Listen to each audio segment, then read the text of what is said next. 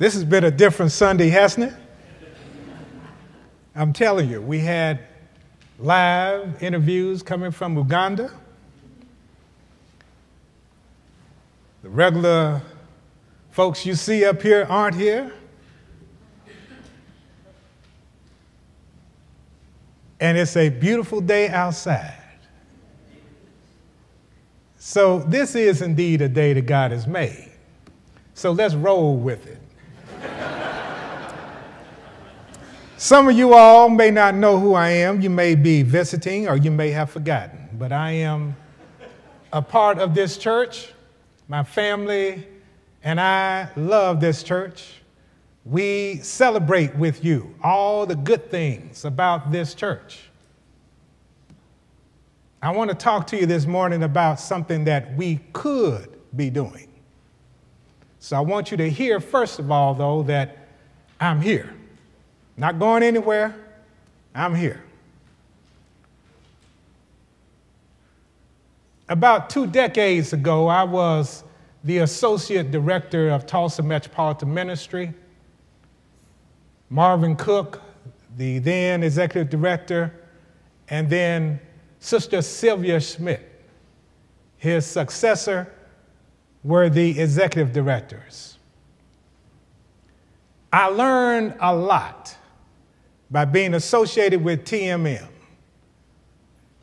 being in the field of interfaith communications, moving toward understanding and acceptance was a pivotal part of who I am today. Having those experiences taught me so much. One of the things it taught me was, number one, no one's faith tradition is above any others.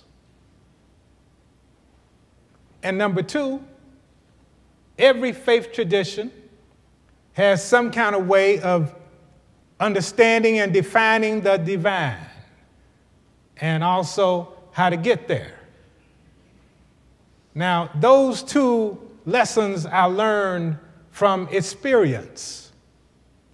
One big experience that stayed with me occurred at one of our many interfaith gatherings I attended. I was somewhere in the United States getting ready to have a full agenda that always began with worship. So in a very large room, many faith traditions were represented, and I, among many, awaited the worship experience. It began with lighting of sage. This was done by people who were not Native Americans.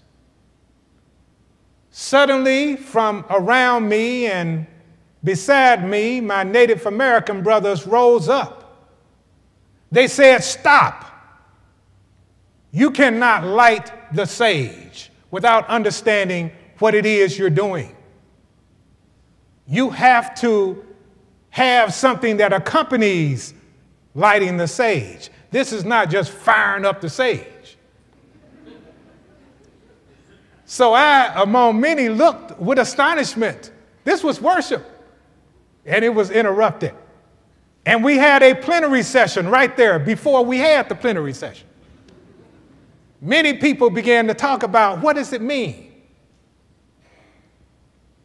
Well, one of the things that I learned from that is be careful how you appropriate someone else's tradition.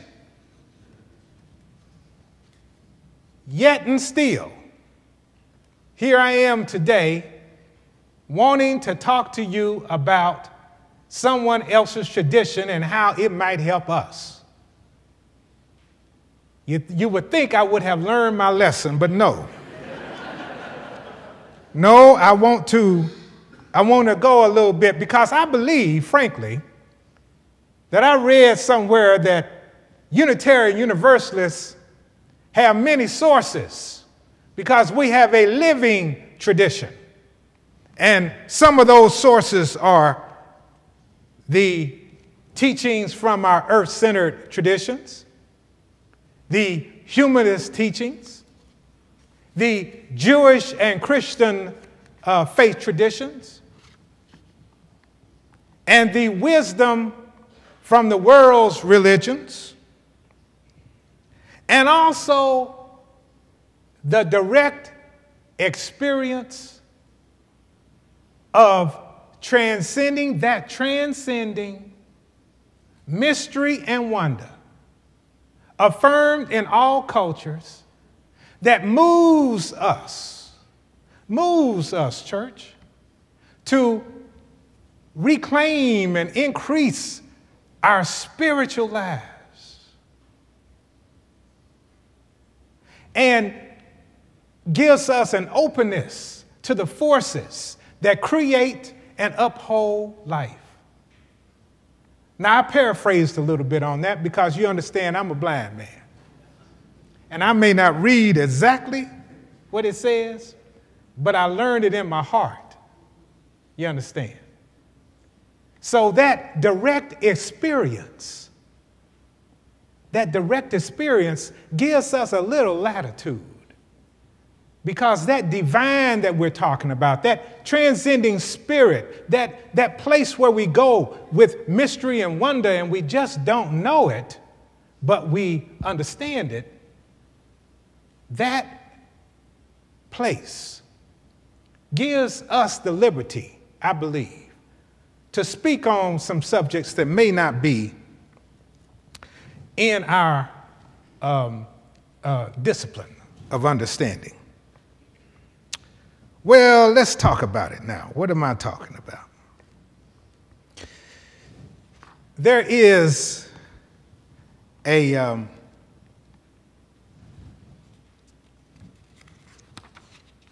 I guess I should actually tell you before I get into that we also have, to corroborate what I'm saying, the words of our friend Emerson. And we quote Emerson a lot.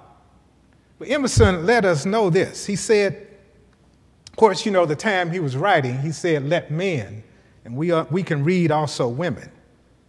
Let men then learn the revelation of all nature and all thought. The revelation of all nature and all thought. Right to his heart. That gets back to that learning it by heart. Learn this, revelation by heart. This is it. This then, this namely, that the highest, and highest is capitalized, hear me? The highest dwells within him. The highest dwells within you. That's what Emerson was speaking to you about, that direct experience. The highest dwells within you.